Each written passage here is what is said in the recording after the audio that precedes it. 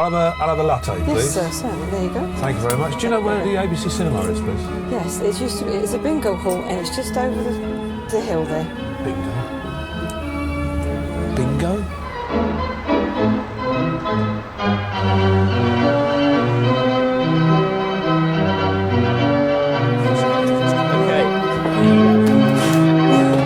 It's a bit dusty down there.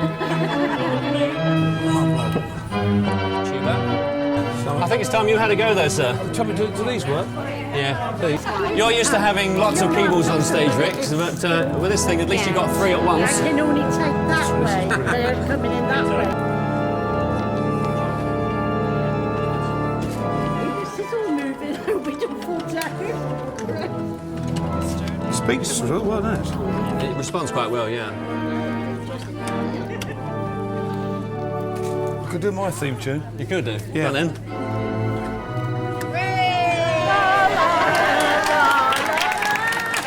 It's the church organ, it's the Baroque organ, it's the classic concert organ that sits at the heart of a conservatoire.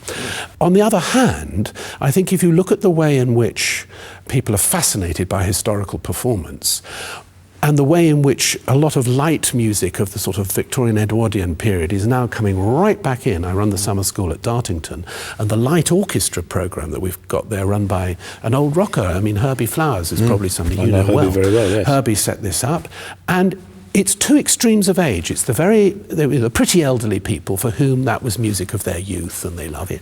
But it's the young people who think, hey, these tunes, he's amazing, it's wonderful, isn't it? And so it grows each year, this orchestra. And I think the same will happen now with these organs, and particularly this organ, and with us kick-starting perhaps in the conservatoire movement, an interest in this instrument. And we will see, I'm absolutely sure that the students will just go crazy. Also, I think we may find that the composers will be fascinated, and certainly, you know, we've got a big jazz faculty here and a lot of interest in commercial music as well. I think the opportunities that this instrument will awaken will be absolutely extraordinary. I would think those studying composition, suddenly it's another new colour on the paint palette. You know, to use. I mean, it'll be interesting to see what they come a up bit of percussion, you know. Well, absolutely. You know, it'll be interesting to see what they come up with. It's a beautifully voiced instrument, actually. And Compton's really knew what they were doing with pipe organs. They made lots of very high-quality church organs, concert organs and everything, as well as about 260 cinema organs. It's high-quality stuff. I mean, in an organ like this, you've got pipes that are effectively 16 feet long, even though they're curled up. But then you've got tiny little ones like this. The actual speaking length of this is only that long. It's like half an inch. Right. I'm glad you found that one. Now, I must admit, Philip, when I heard that you were going to come and talk to us about the Compton organ, I was a bit surprised, because knowing you as a very renowned concert pianist, I wouldn't have thought you would have had an association with the theatre organ. Well, it all began in rather a strange way, because I studied the organ when I was about 13 years old. But in those days, I was much more interested, this is before the piano became in the ascendancy, much more interested in people like Russ Conway, we were talking about, and Winifred Atwell, Joe Henderson. And I used to get their records, their 45 RPM records, and put them on the turntable and listen. So I loved that sort of syncopation, rhythm, and all that kind of music.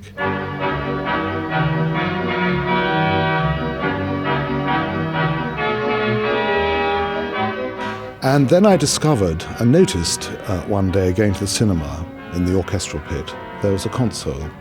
So I was immediately drawn to this. So the next opportunity I had, when my mother went shopping in Uxbridge, I went to the Regal Cinema and asked the manager if I could play the organ. And so I had a wonderful time going into the orchestra pit. And I was then on Novello Book 1, which some of you may well know, the Prelude and Fugue in C major, which sounded to my ears much better on the Compton theatre organ than it did in the chapel organ at school.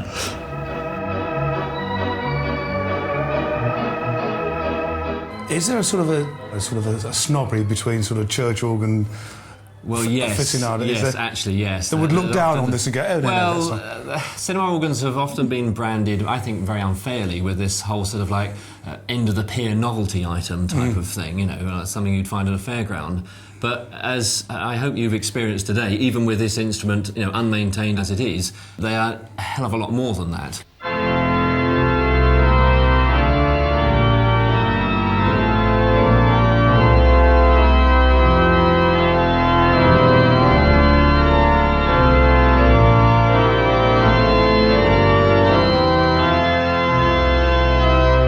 Well, the truth is there was a lot more innovations in these than there were in the church organs. And the church organs, correct me if I'm wrong, eventually started to use some of the pneumatic ideas and electronic they ideas. Did, yes. They never got quite as far as to all the percussion instruments and sound effects, though, No, did they? no, not at all. You know, it has to be borne in mind that the point of the cinema organ, its raison d'etre, if you like, is that one man could basically emulate an orchestra, and hence there's only one salary for the management to pay, but make a big sound. But all these percussion instruments and sound effects were used, the original concept was to accompany silent films.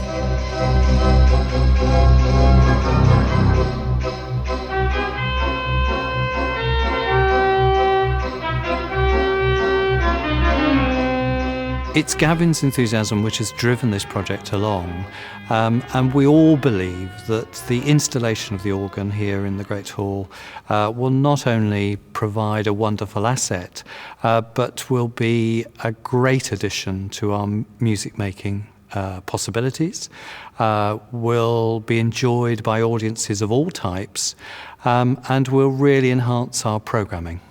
I mean, I long to hear the Saint-Saëns organ symphony done here. And I think the colour of this instrument is absolutely right for that period. And actually, you know, it's not so long ago that if you know, people who went around with the Halle Orchestra, for instance, a lot of the places that the Halle played, the organ that it was working with was usually a cinema organ. The Free Trade Hall, you know, its own home, it was a big cinema organ that they worked with for years and years and years. It might be gold, it might be ivory, we might pick the edges out with some different colours, and we may even change this again. The original, of course, would have been put into an Art Deco environment. All this stuff is very wild when it was first made, and we're trying to reinterpret it because it's going into a Victorian place which has got a much subtler vibe to it. And so really the whole thing is going to have to be very sensitively handled.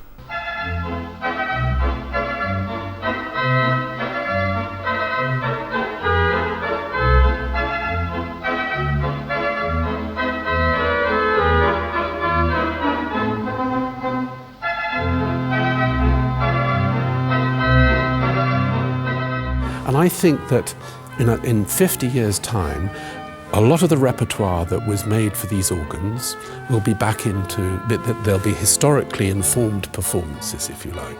And we'll have a whole movement about the historically informed cinema organ and the light music of that period. And by which time we will probably also have another whole chapter of music that's been written more recently for these instruments. I'm not even quite sure what the correct terminology for it is whether it's a cinema organ. I think a theatre organ. A theatre organ, yeah. I think that's what we'll hold on to. And I think it'll probably have some new uses, and maybe within other ensembles as well. What you put it together with, chorally, all sorts of things that one can do with the range of colour and textures that you can get out of this kind of instrument, and a really beautiful classic organ sound as well. You know, there's nothing wrong with that pipe sound, you know.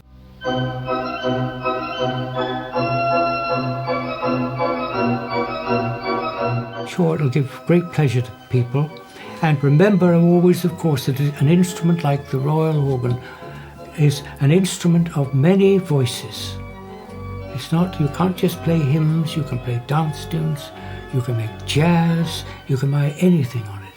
And each sound is quite different from the other.